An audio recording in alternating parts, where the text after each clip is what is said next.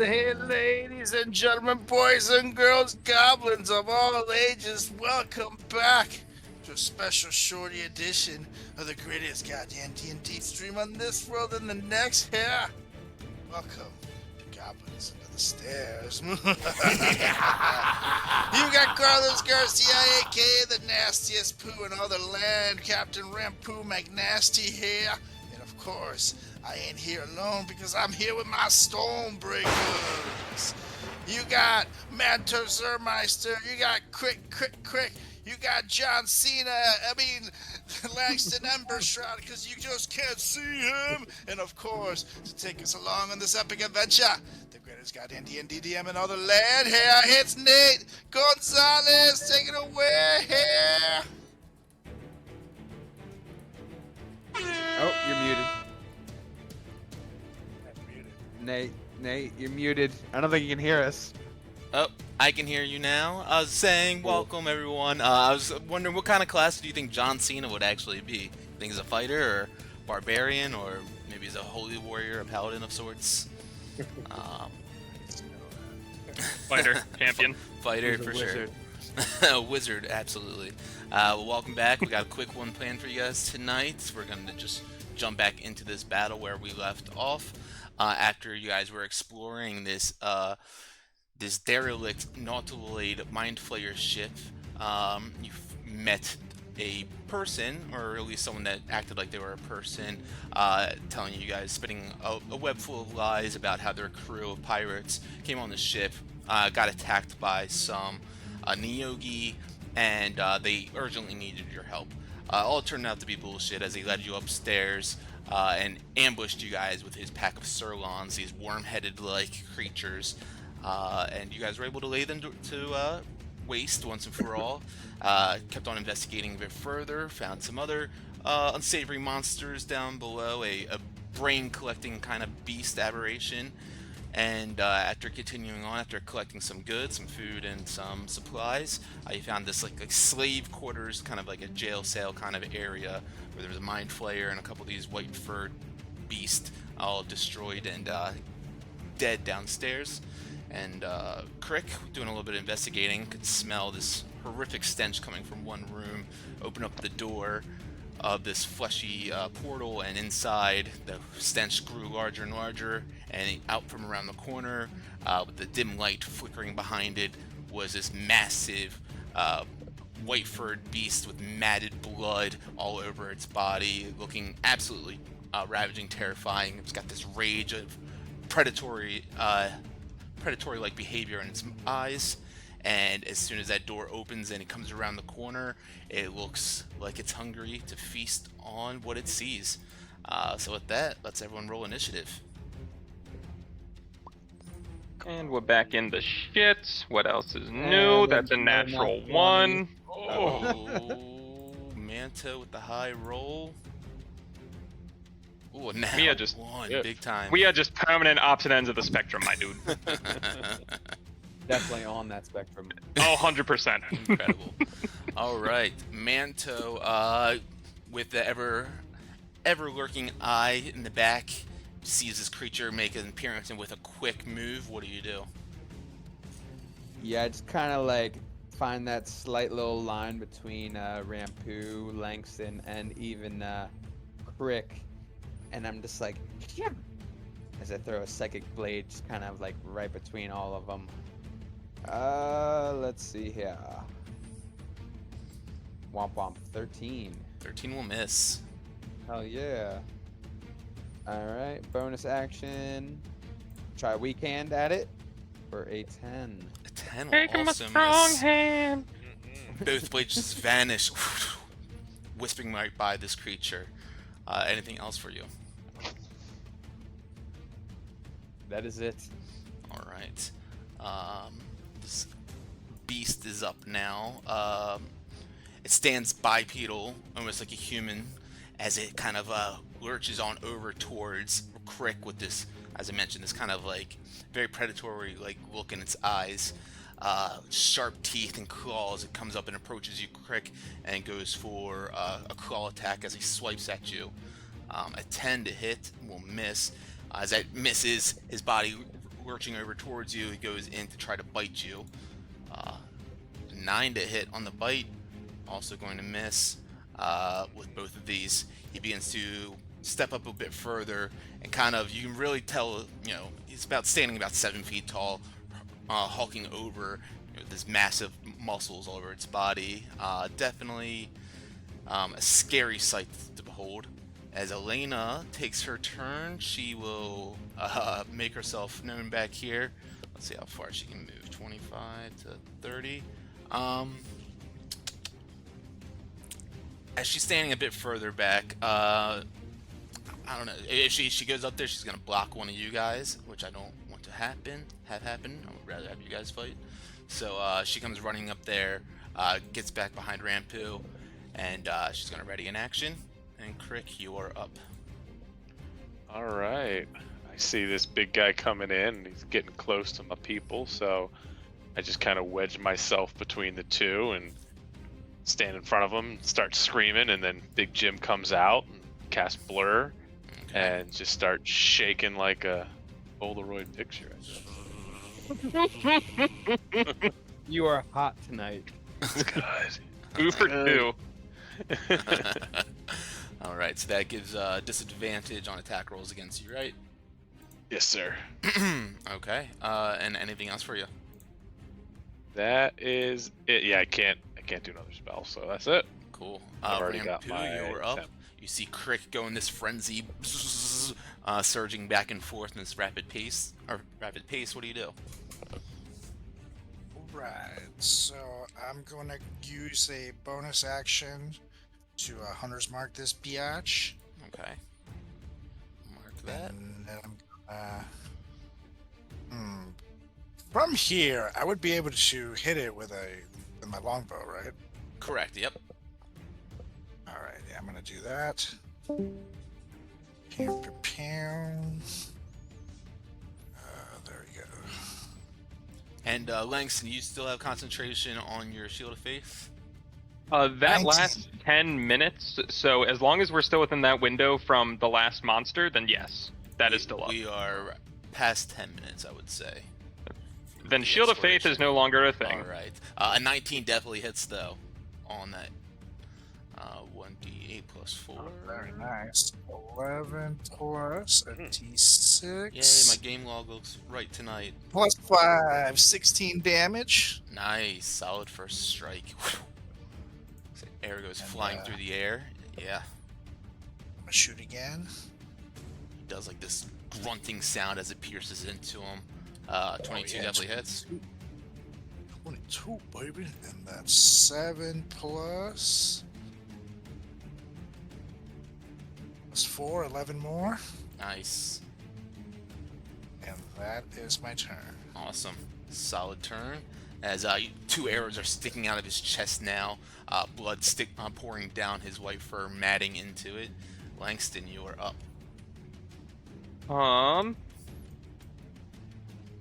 Just because, I'm not too sure if, do I have any, gauge if there's anything else behind, in that room that he came out of? Is there any way to be sure, or? If you want to use an action to make a check, you can, but with your passive, you don't seem to hear or sense anything.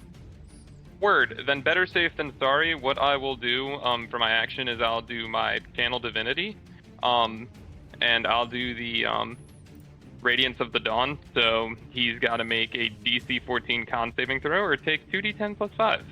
Okay, con save it is. Alright. Well, good for him. Always against Langston. It's always me, dude. Why do I bother? Make a save. Oh, sure. You want me to do everything above 16? Natural Yeah, dude, I gotcha. 20. Always, yeah. Oh, fuck me. All right. Well, he still takes half of this. All right.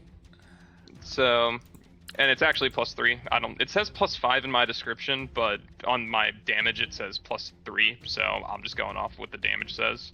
It should be your proficiency bonus, I believe. Gets added to it. Yeah. Then I think that just might be. Okay. D&D So doing silly -6 stuff. on this then. As that sears out against him, tingling and hurting him a bit. You don't seem to hear any other cries or calls for a pain in the distance. Perfect. So I was gonna say it is 30 feet, so just sort of a gauge around me if there was anything else. So I just yell, "We're good. It's just this motherfucker." And then bonus action. Anything fun I wanna do? Nah, I'm chilling. All right, Manto back up the top. Beautiful.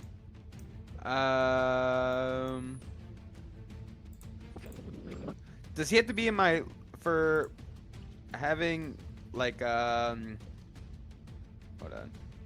So for causing psychic damage with psychic blades, does he necessarily have to be within my like my sight? Because like I noticed that Langston and Crick are kind of like, I guess, hindering me. What I'm saying is, can I still get one off? You still need to be able to hit him, you know, so like if they're blocking you at all, like then, you know, they'll just get, he'll get a bonus to his armor class a little bit. So yeah. I'll move up like right next to Langston. Perfect. Because he is 7 feet tall and I am 3.5 feet. Yeah. Langston's normal height though, and then based off the Pythagorean theorem, you know, I don't know if I'd be able to say that. Yeah, you're small too. But yeah, I am True. small. You're absolutely right. I'm only 3 feet. But yeah, so anyways, from here I will rip a psychic blade. Cool. 14. Come on, please. 14 will just hit him. Oh shit! All good thing you right, stepped minimum damage. Yep, 5 damage. And then bonus action, psychic blade with advantage. There we go, 16. Hell 16 yeah! hits. And then sneak attack. Where's my sneak attack damage? Where'd you go?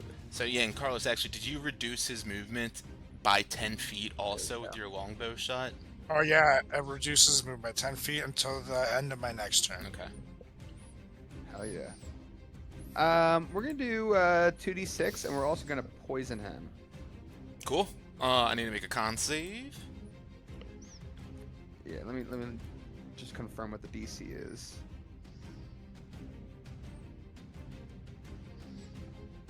Where is it? It should be 8 plus your proficiency plus your dex. So 8 plus 3 plus your dex, I believe, is what the number should be.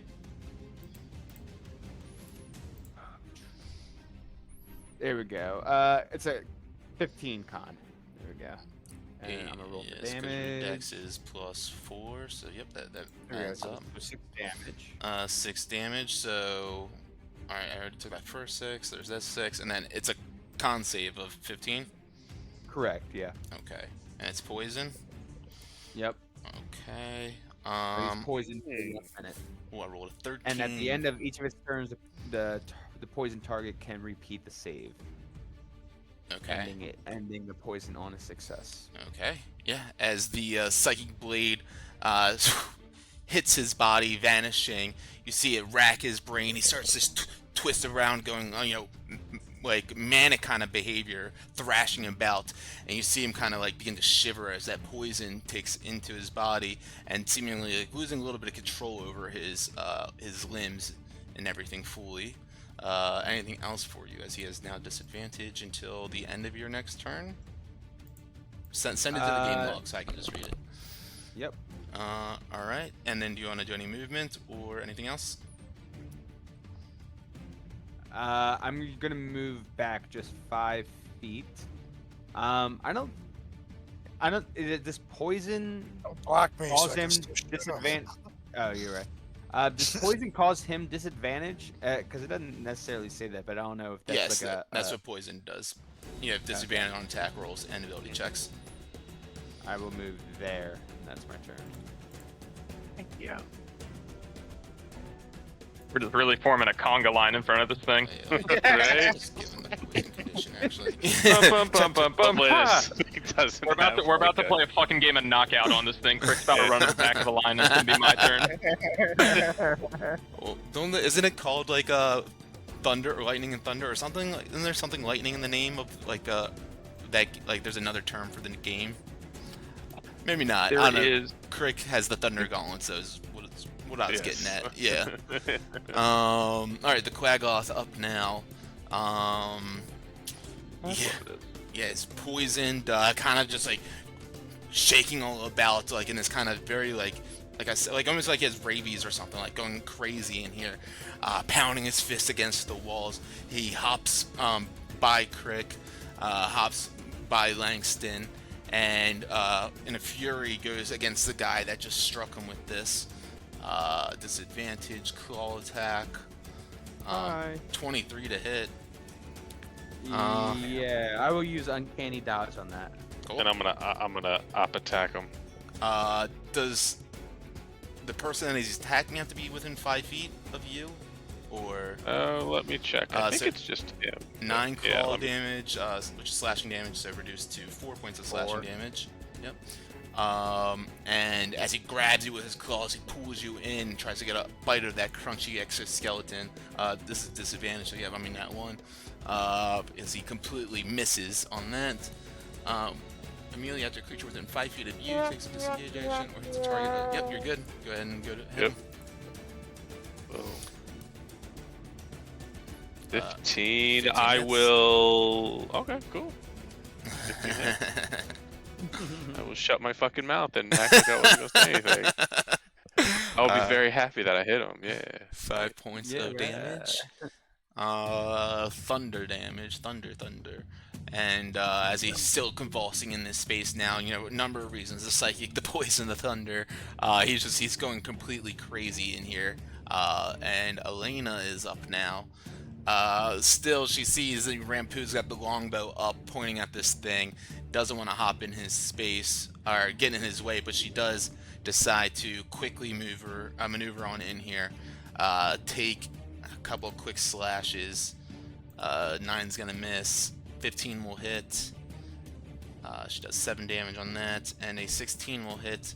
She does 7 more damage, so 14 total on him. And she bounces back as quickly as she can. He's kind of, still shaking about, but sees this and tries to get one quick claw attack out on her. 19 will hit on the disadvantage. 10 points of damage, and Next. whew, she's looking hurt after that. Actually, she herself is bloodied. And Stay the fuck out of the middle of the fight. Crick, you're up. Can I shimmy through everybody and just be like, oh, excuse me? Yeah, that's pardon fine. me?" That would take 20 feet of movement to get to there, essentially. Yeah, and Rampu's tall enough to shoot over me without. Sure. Okay, cool. So I'm gonna go there and I'm gonna pop him a couple times. Action. The rules as written, they technically actually have to be a size smaller, but that's fine. 23 hits. I am small. I'm sorry. Small and medium work as the same size technically. Tiny got it. is the next one down. So 23 hits, 21 hits, 5 and 9. Mm-hmm. Okay. You guys have seen him going into this rage now, but if these Thunder Gauntlet strikes hit him, he goes absolutely apeshit now, slamming his fist on the ground, ripping apart some of the limbs of the ground in front of him, and feasting on it before you guys, throwing it back down, and this thing is going completely apeshit now. I'm mimicking him with my thunder gauntlet. And I'm assuming is this the same creature? These big dead things on the ground? It is, yeah. Yeah, I pick up the claws of a dead one. It's "Woo!" Just to kind of piss him off. Incredible. Anything else for you? That's it. Yeah, because he goes. Yep, that's it. Okay. Rampu? All right, I'm gonna take a shot at this jerk. Okay. Oh yeah. 23. Of course, better low damage, but a +6. Oh yeah, 10 damage. 10 damage, And then- nice. Here we go again on my own. Love it. 15, which I know hits. Yep. Right in the Just- guys. hot dice. Oh yeah, 16 damage, biatch. Damn. Yeah, he is Nate didn't take super 10 hurt damage. now. For sure. Couple arrows flying into his body, and you see 4 of them sticking out of his chest, and he's still breaking them in half and roaring out to the sky. Now for my bonus attack, I can only use the short sword, correct? Because I have the... You could only use the short sword if you used a melee weapon as your attack action. Okay, so then I got nothing. Let me make sure. Yeah, that's cool. That's my turn. Nate, real quick, did you re-roll your con save for the poison effect at the end of your turn? I didn't. Thanks for that reminder. I was rereading it too just a second ago. I failed. And disadvantage too because of it. But Like a 5-minute game. Man. And note that his movement is That was reduced so by 10 fast. feet again. good call. All right. Langston, you are up. Since this mother yuck has disadvantage on ability checks, I'm gonna Toll of the Dead his ass. So he's got to do a Wisdom save DC 14 with disadvantage. Step block. Oh wait, no, that's ability check. Not saving throw. I was gonna say, Yep. like, hey. Sorry. Either way, I've committed. It's true. Okay. Wisdom. This one. There we go. 12. Yes. There it is. Yeah, Langston. Did you see I added that button for you too? Yes, I did see that. That is huge. Yes. And so I can just do meepity meep meep. 11 necrotic damage. Nice. Oh man, he is hurting. You see him begin to, like, you know, standing tall and raging right here. You see him begin to slouch now a little bit. Definitely, like, that weakened his interior and his inner strength, like, immensely. Good gracious. Then with that, as a bonus action, I'll do my 1 free charge of Misty Step. And that's because I know it's kind of bugged, but I can still do that, right? I still get a free charge of that, Yep, and the totally. barb tight. Then I'll exhaust that and just kind of move back here with the captain, because I see him going into a tizzy, and I'm just gonna look at her and go, "Hey." Hey. Awesome. Okay, anything else for you? That will be all for your boy. Manto, you were up. This thing in front of you, like I said, he's starting to collapse and look weak. Yeah, we've been really hot on this ship, and it's not about to end here. Psychic Blade. Yeah, think the new rules. Advantage, advantage, advantage. True. 13. Wow. Oh wait, I do get advantage on this one, do I? Did you hit him on your last one? Yeah. Yeah, then you do. Hey, 23. 23 hits. Can't be right. And we'll So sneak attack crazy. that. I asked in the D&D Beyond Discord like last night or the night before too to confirm that this is right, and they're like, yeah, no, there's no limit on it or anything. It doesn't. Yeah. Yeah. I was like, motherfuck. All right. 9 more damage. All right. He collapses down onto one knee now, his claw out extended towards you. You see, what do you do? Anything else first? And then I bonus action Psychic Blade with advantage. Oh, that was your sneak attack damage. Yeah, go for it. Yeah. Oh no, 11. Oh, nice. Yeah, that misses, unfortunately. In a frenzy now, after these blades strike into him, you see the psychic energy of it racks his mind, and his eyes go wide as if you just surged the last bit of energy inside of him that he has left. And when he's in this state, he has advantage on attack rolls, but that's a flat roll now. As he goes up to Manto in front of him, rakes a claw attack at him. 16 to hit. Ooh, that just misses. Right. He does another claw attack. 25 to hit. Ooh, yeah, that just I'm gonna hit. hit him. 8 damage. 11. 11 will miss. and as he grabs onto you, he goes to bite. Oh, so, you know what? I already committed to it. It's Fuck. fine. It's fine. 11 misses, and after that, as I said, he seems to be pushing himself back up, and as he does, he knuckles down on the ground. He seems to force himself up with this brutal leap as he jumps across the room, straight on through all of you guys with this last-ditch effort. I need everyone to make a strength save. Actually, just the people in this line: Crick, Rampu, and Langston. Oh, The nice. conga line finally comes for me. 19. Nice, 19. Hey, nat How does 20. a 6 tickle you? Oh. Is that a nat 20, the 19? Yeah, that's hilarious. Yes, that's 20. Love that. Nat 20.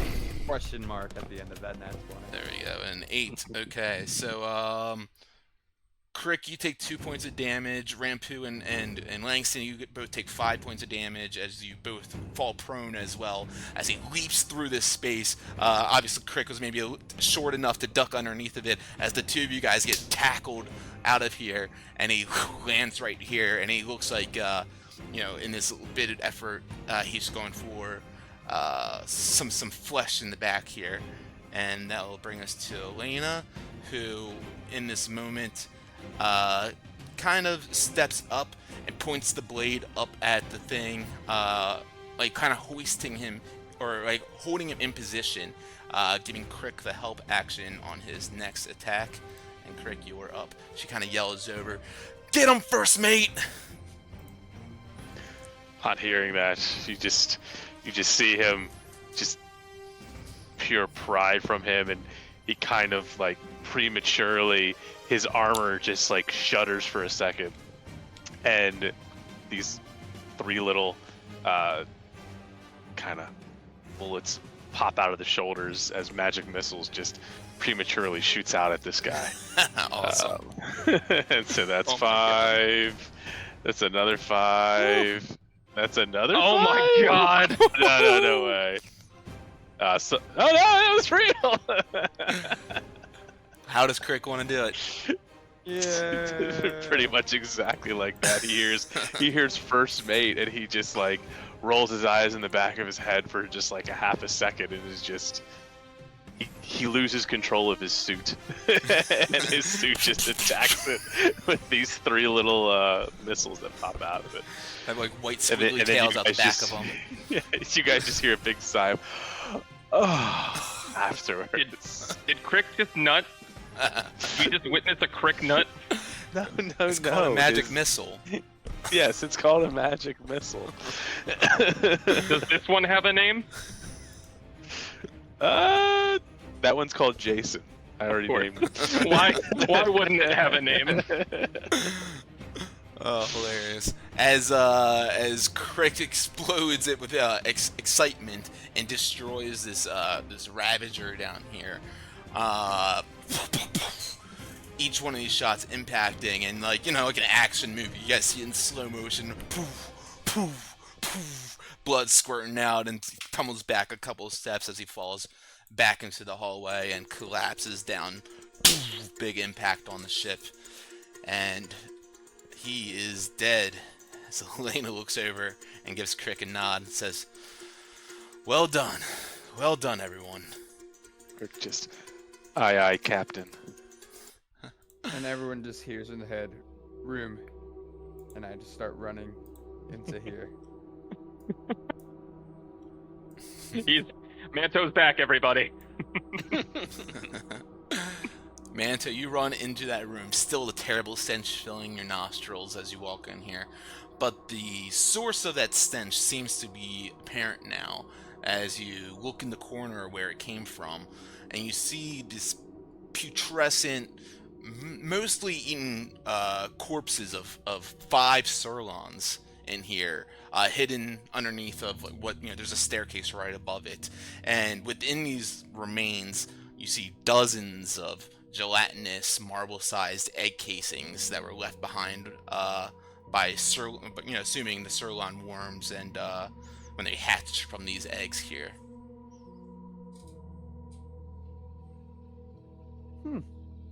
So he kills Sirlons. Huh.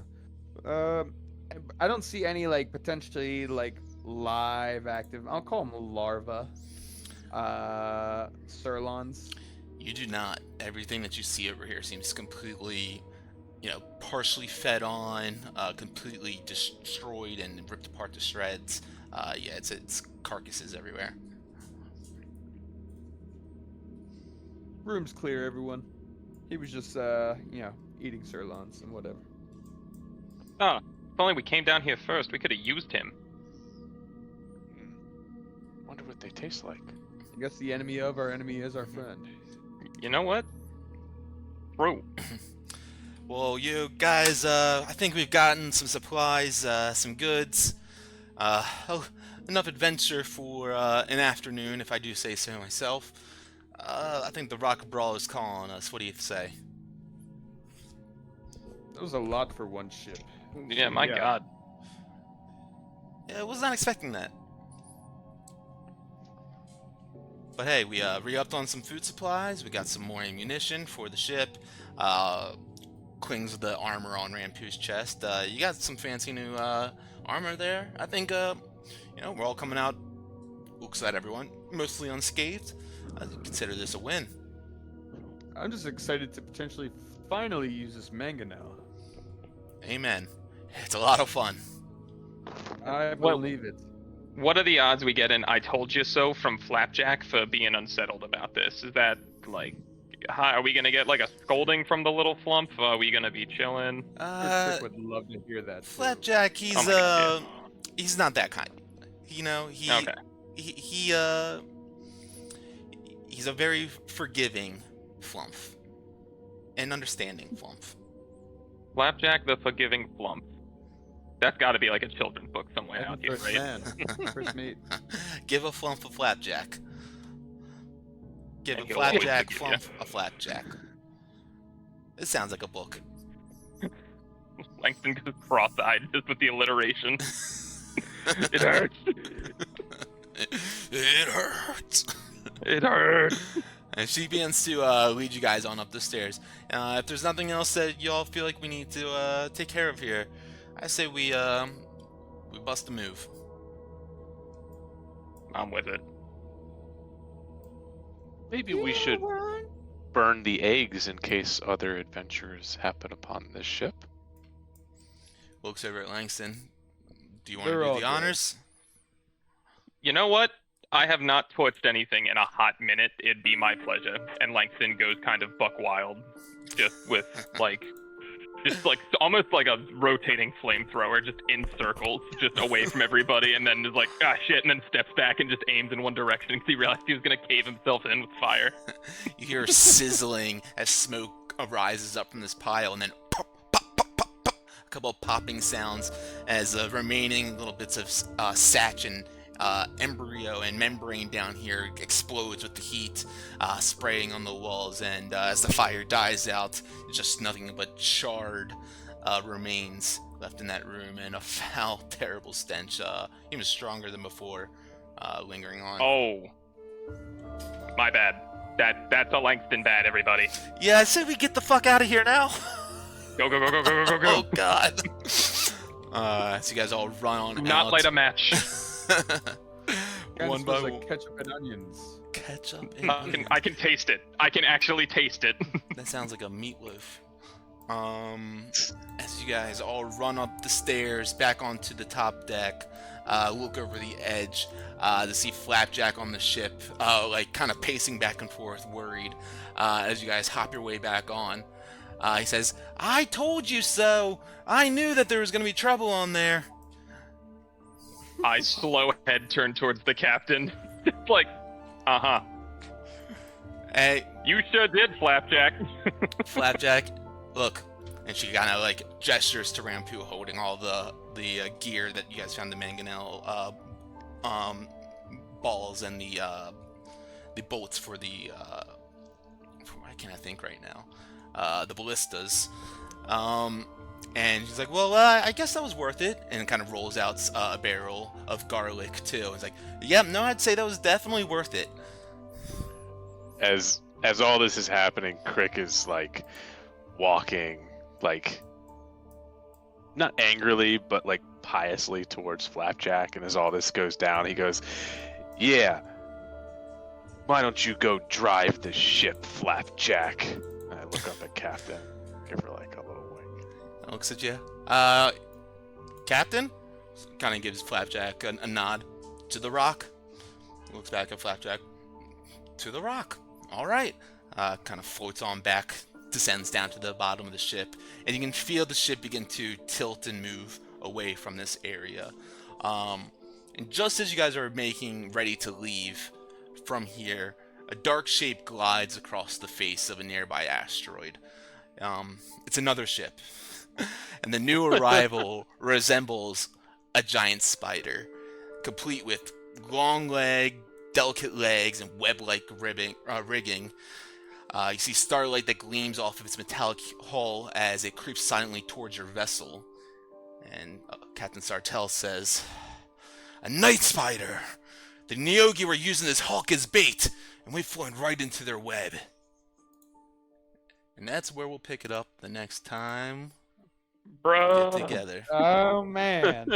Oh man. Let me switch the scene so you guys can see this ship that I just described.